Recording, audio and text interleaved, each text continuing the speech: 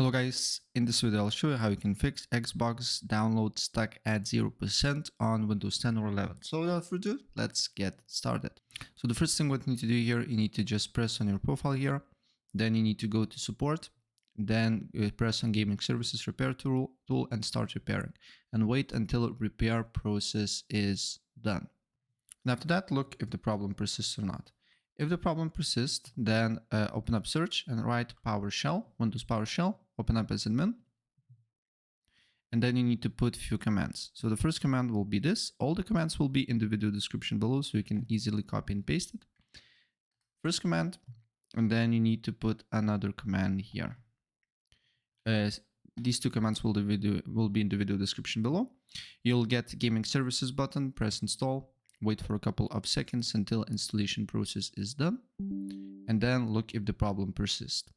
If the problem persists, go on search and look for Xbox app, right click on it, app settings, then you need to scroll down until you see reset, press repair, wait for a couple of seconds, and then reset, and look if the problem persists after that or not.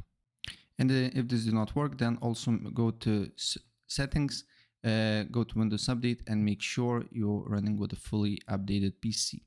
Then what you need to do here, you need to go on search, and then you just need to write view network connections. On view network connections, find your internet access. For me, it's Ethernet. Right click on it, go to properties, and then make sure Internet Protocol version 6 is disabled. Then double click on Internet Protocol version 4. Then select use the following DNS server addresses, and on preferred DNS server write 1.1.1.1, and on alternate DNS server 1.0.0.1. Apply the changes, look if the problem persists. If the problem persists, then open up CMD, make sure to open as admin, and then you need to put few commands. So first command is IP config //flush DNS.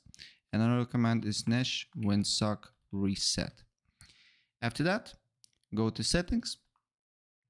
Then you need to go to network and internet, advanced network settings, network reset, and reset your network. Restart your PC and your problem should be fixed. So that's pretty much it. And if I help you out, please press like and subscribe for more. Take care. Bye.